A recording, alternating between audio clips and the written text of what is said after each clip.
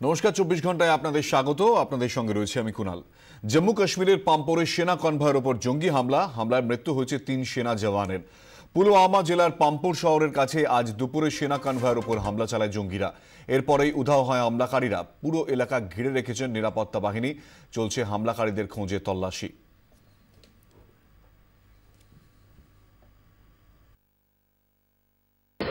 Alert तो हम लोग हमेशा रहते हैं नेशनल हाईवे पे।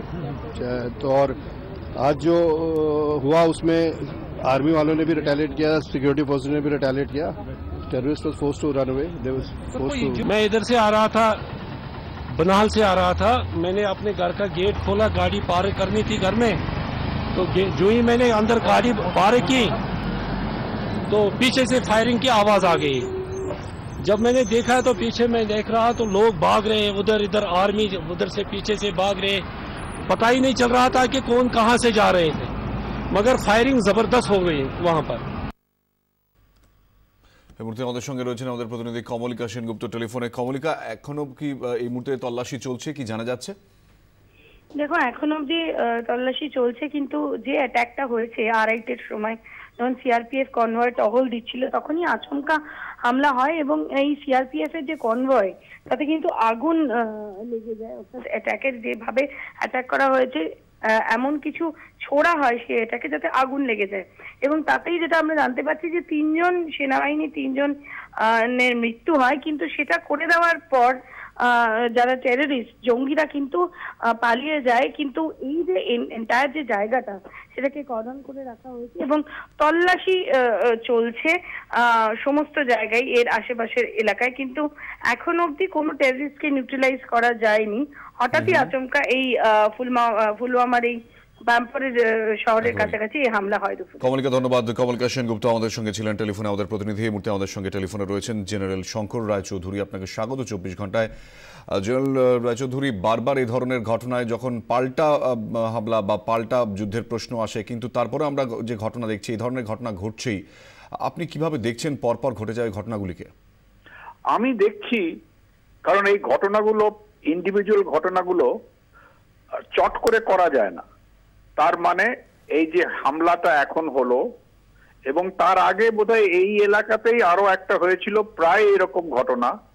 মানে এই জায়গাতে জঙ্গিরা এটা ওদের নজরে রাখছেন। আমাদের যেখানে বোধহয় ঠিক কাজ করতে পারছি না হচ্ছে আমাদের ইন্টেলিজেন্স, কারণ এটা তো রোজ রোজ হয় না। সুতরাং এর ওপরে পুলিশ এবং মিলিটারির যে কাউন্টার সার্ভেলেন্স, সেইটা ঠিক করে কাজ না করতে পারলে এই ঘটনাগুলোকে থামানো যাবে না।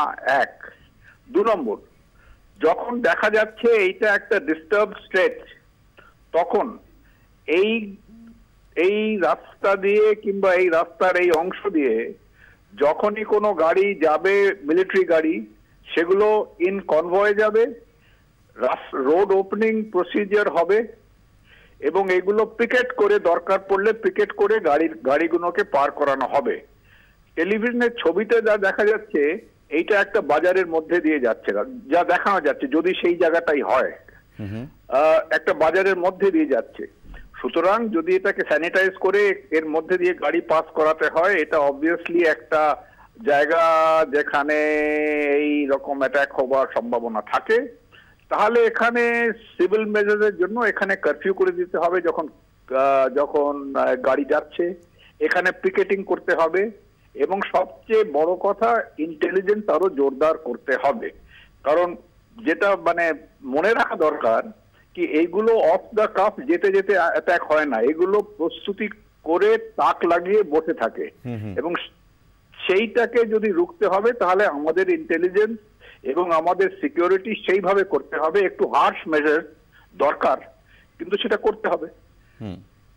একদমই। ধন্যবাদ আমাদের সঙ্গে কথা বলার জন্য জেনারেল শঙ্কর রায়চৌধুরী আমাদের সঙ্গে ছিলেন টেলিফোনে। চোখ রাখবো পরের খবরে। যেমনটা জানা যাচ্ছে যে বেঙ্গালুরু থেকে এই মুহূর্তে গ্রেফতার করা হয়েছে 2 আরবিআই শীর্ষ কর্তাকে। তাদের বিরুদ্ধে কালো টাকা সাদা করে দেওয়ার অভিযোগ, এবং এই বিষয়ে আমরা জানবো আরো বিস্তারিতভাবে। আমাদের প্রতিনিধি দিব্যেন্দু ঘোষ আমাদের সঙ্গে রয়েছেন টেলিফোনে। দিব্যেন্দু, বিস্তারিত কি জানা যাচ্ছে? হ্যাঁ, দেখো কুণাল, সব থেকে গুরুত্বপূর্ণ ব্যাপার হচ্ছে যে সর্ষের মধ্যেই ভূত। মানে যে মানুষগুলো আজকে এই জিনিসগুলো করছেন ব্যাঙ্গালোরের যে আরবিআই এর ব্রাঞ্চ রয়েছে সেই ব্রাঞ্চের একজন সিনিয়র স্পেশাল অ্যাসিস্ট্যান্ট এবং ক্যাশ ডিপার্টমেন্টের একজন স্পেশাল অ্যাসিস্ট্যান্ট, এই দুজনকে আজকে সিবিআই অ্যারেস্ট করেছে। মানে এরা ঘুরপথে যে সমস্ত কালো টাকার কারবারিরা রয়েছে, যেখানে কালো টাকা মানে বাজেয়াপ্ত করার যে একটা প্রক্রিয়া চলছে, যেটা করতে চাইছেন প্রধানমন্ত্রী নরেন্দ্র মোদী, এবং যে সমস্ত নিয়মগুলো কার্যকর করা হচ্ছে সেই নিয়মগুলো করবেন আরবিআই এর মতো মানে রিজার্ভ ব্যাংক অফ ইন্ডিয়া, দেশের শীর্ষ ব্যাংক, সেটা করবে। কিন্তু তারই শীর্ষকর্তা তারা এই সমস্ত কালো টাকাটা ঘুরপথে সাদা করিয়ে দিচ্ছেন, এবং যার জন্য আজকে সব থেকে বেশি ক্ষতিগ্রস্ত হচ্ছে সাধারণ মানুষ। তারা টাকা পাচ্ছেন না। আজকে যে নতুন টাকাগুলো আসার কথা, সেই নতুন টাকাগুলো একটা বড় অঙ্কের টাকা, সেটা কালো টাকা কারবারিদের হাতে চলে যাচ্ছে, কিন্তু সাধারণ মানুষ সেখানে সাফার হচ্ছে। এবং এর আগেও কিন্তু একজন আরবিআই এর এক কর্মীকে গ্রেপ্তার করা হয়েছিল, এবং আজকে একটা গোপন সূত্রে খবর পেয়ে সিবিআই সেখানে হানা দেয়, এবং হানা দিয়ে দুজন আরবিআই এর শীর্ষকর্তা, একজন স্পেশাল অ্যাসিস্ট্যান্ট এবং আরেকজন ক্যাশ ডিপার্টমেন্ট, মানে যেখান থেকে টাকার লেনদেনের সমস্ত হিসাব এবং সবকিছু করা হয়, সেই জায়গা থেকে সেই স্পেশাল অ্যাসিস্ট্যান্ট তিনি করছেন, তিনি কালো টাকার কারবারিদের ঘুরপথে সমস্ত কালো টাকা সাদা করিয়ে দিচ্ছেন। সেক্ষেত্রে দিব্যেন্দু, নির্দিষ্টভাবে টাকার পরিমাণের কোনো হিসেব কি পাওয়া গিয়েছে যে ঘুরপথে সাদা করিয়ে দেয়?